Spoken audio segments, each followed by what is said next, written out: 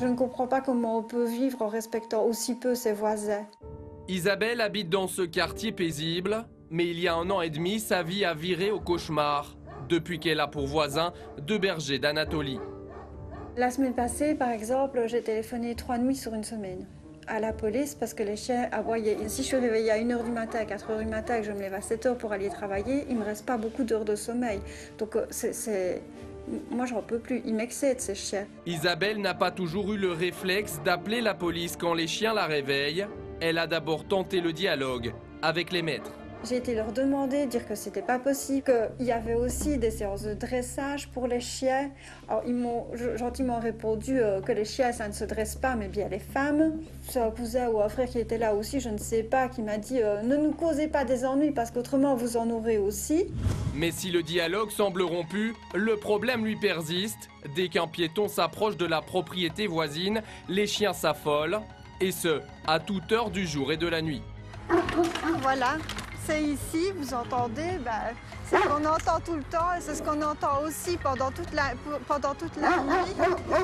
Et là, il est tout seul à aboyer, mais il y en a 2. Des aboiements intempestifs qu'Isabelle ne supporte plus.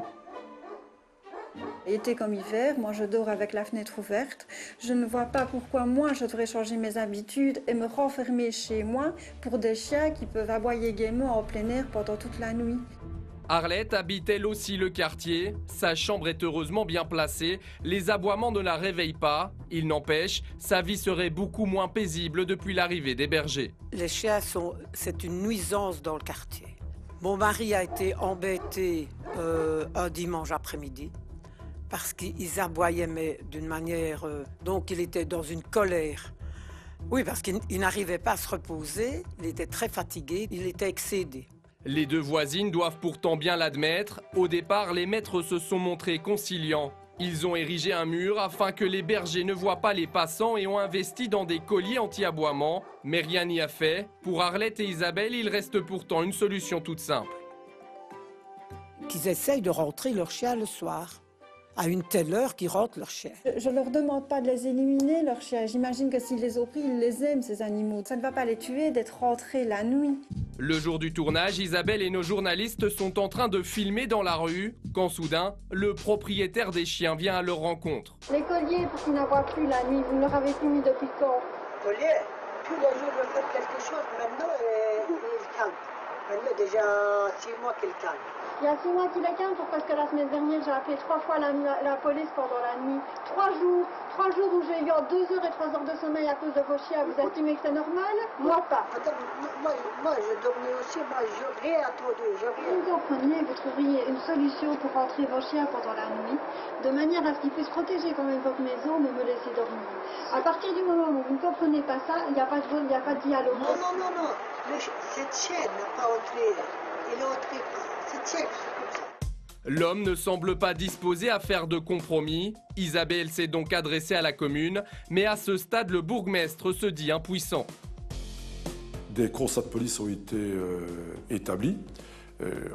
Une médiation est intervenue et cette médiation n'a pas donné les résultats escomptés.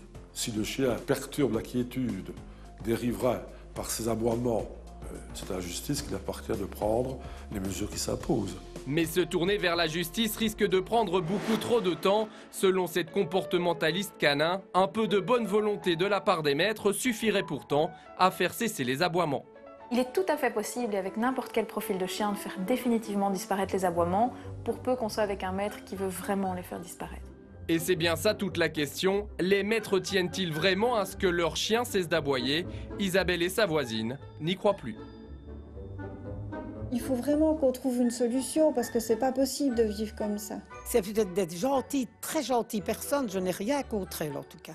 Ça, elles doivent le savoir, mais elles doivent savoir qu'il faut faire attention à l'autre. On ne vit pas comme ça tout seul.